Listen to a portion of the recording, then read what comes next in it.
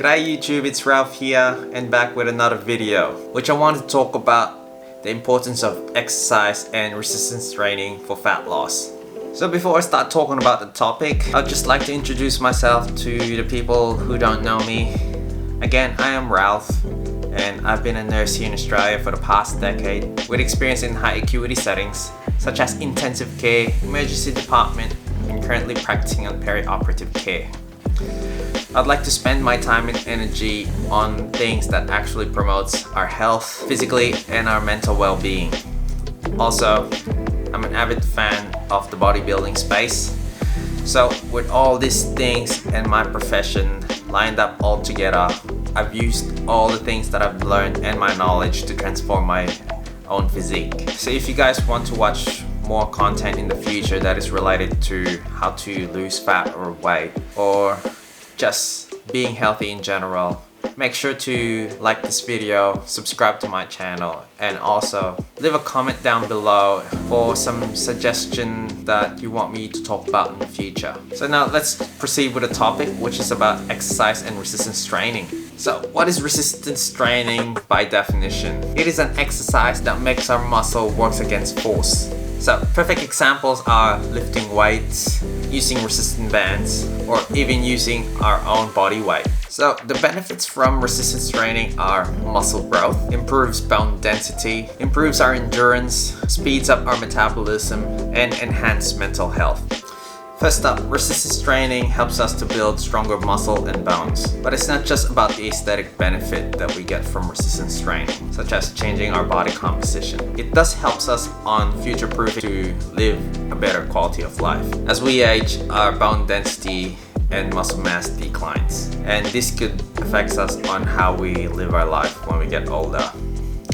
The perfect example for this is the ability to stand up from our chairs, as some elderly people do struggle to get out of their chairs when they have a little amount of muscle mass. There's a recent report on the aged care facilities that the most common cause of mortality in that place is not actually related to chronic condition. It's actually related to falls. If the elderly people don't have a decent amount of muscle mass or good bone density, that could actually affect their ability to balance themselves, and when they do fall, they don't have the enough ability to break that fall, and that fall could lead to breaking their skin, or even worse, having a broken hip or other broken bones, and this could spiral to infection or other related issues that could lead to death. So resistance training isn't just about on reshaping our body composition. It does helps us on the future to build foundation on our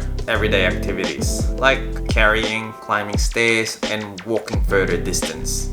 So the more we train, the better our quality of life will be, as life will get a little easier. So it does lead to supporting life longevity. Also, there are more benefits for our physical health, such as reducing the risk of chronic diseases like diabetes and heart disease, as our muscle is the organ of glucose disposal, meaning we store our consumed glycogen into our muscle from the calories that we eat. The more muscle that we have in our body, the less stress that we put in our liver when we consume calories. This could lead to reducing the risk from diabetes. In terms of heart health, our heart is like the engine of our body, and resistance training acts like a tune-up for our body. Resistance training improves our blood pressure, as when we lift, our blood vessel actually expands and contract, which improves the flexibility of our valves, thus reducing the stress in our heart. Also, resistance training and exercise helps us on lowering LDL or bad cholesterol, and that could lead to raising our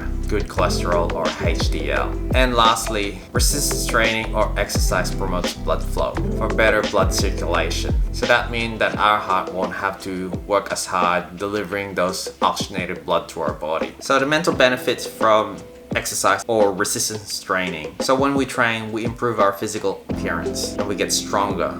Psychologically, we will feel accomplished and empowered physically and mentally. Also, when we exercise or lift weights, our body releases endorphins, also known as feel-good hormones, which thus helps us to combat stress. So reduction of stress levels lowers our risk to heart-related issues like hypertension and heart attack. So both cardiovascular and mental health benefits from resistance training. So I've previously mentioned that resistance training thus helps our body to speed up our metabolism, which thus leads to fat loss. So just to give you an idea, muscles are generally metabolically active, meaning the more muscle that we develop, the more we have the ability to burn calories, whether we are resting or actually working out. So we can definitely use resistance training to improve our body composition, as fat loss isn't just about the number on the scale. It's about losing as much as fat in our body too. So when that happens, it gives us a leaner, stronger, and more defined physique.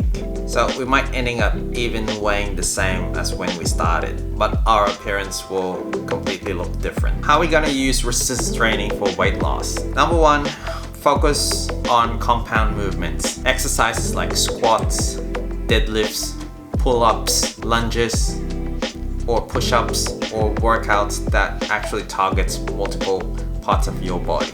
With compound movements, we're trying to be economical on the energy that we spent when we are working out. When we do this, we're actually being smart on spending our energy on the calories that we actually burn. Because, going back to the nutrition that I was talking about, if you want to lose weight, you actually wanted to eat less calories. And that actually means that we have less fuel in our body when we're trying to burn fat. Because the end goal is for our body to burn those stored fats in our body. And by doing compound movements, you're actually burning more calories through the process rather than focusing your exercise on one body part. Number two, keep your workout intense and use heavy weights that could push you to your limits. So I can't really give you a specific number or metric on how much weight you can push or lift. Only us could tell on what are limitations. So the only thing that I could say is that find a weight that you could actually push or pull that could give you like a certain amount of repetition. Like a good amount of repetition will be like 8 to 12 reps. In my case, if I could push that dumbbell on 28 kilograms through 10 repetitions with actually challenging my body, that is a good weight. But if I try to force myself on, let's say, lifting 32 kg of dumbbell, I'm trying to push it and I'm actually maxing out at the 6th rep, that's actually overreaching. Use this information with a grain of salt. Find that weight that you can actually push yourself in between that range of repetition that I just suggested. With training frequency, I would suggest that a person should train at least 3 times a week or 4. 3 to 4 a week is a good number for training frequency. But we have to account the fact that even if we only train 4 times a week, we have to be consistent about it. And pairing up this consistency with proper nutrition, it could actually lead you to best results. So if you guys have any questions about nutrition, I've created a previous video talking about nutrition, so go watch that video because I've talked about the importance on tracking calories and about macros too. So lastly, when you're doing resistance training, I'd like you guys to emphasize eccentric movement over concentric movements. So when you actually lift weights or do resistance training, there's only 2 types of movement that we incorporate. The resistance training is the part where we stretch our muscle fiber, and the concentric movement is where we squeeze our muscle. Let's say for a pull-up or a body weight pull-up, the eccentric movement is actually the part that we actually falling down through the gravity, and you can feel that the muscles are actually being stretched. And then when we pull ourselves up, that's when we squeeze our scapular muscle. Research shows that 75% of the hypertrophy or muscle growth accounts from eccentric movement, and only 25% comes from our concentric movement. Most common mistakes when people are training is they tend to focus more on the concentric movement because it actually feels good. Like let's say when you're doing push-ups, you're doing it way too fast, or like let's say if you're doing pull-ups in general, we're struggling to squeeze in through our movement, and then we just let go really quick with the eccentric. So if you're not controlling that eccentric movement, you're not actually benefiting from stimulating growth when we're stretching a muscle fiber. Because how hypertrophy works is that, so just imagine a mesh cloth. So when we stretch that cloth, it actually creates that tiny holes. So it's the same thing with our muscle when we're incorporating or stimulating eccentric movement. And when we actually nourish ourselves with good nutrition, when we digest it, it's converted into amino acid. And that amino acid actually fills up all those tiny holes or micro tear in our muscle fiber. And when we rest and sleep, that's when we actually take the process of healing our muscle, which could lead to growing our muscle in general, because the nourishment actually fills up those gaps. So yeah, that's a technique that I wanted to emphasize in terms of like resistance training. So instead of like leveraging more on concentric movement, because I do get it, like it actually feels great doing those pumps when like we're doing bicep curls or like doing push-ups, rather than focusing our energy on eccentric movement, because that's actually the most painful part when we lift weights. But it does make sense for us to focus that energy into that movement, as we're gonna speed up the growth of our muscle fiber. So if you found this video informative, don't forget to hit the like button, and also subscribe to my channel for more content in the future.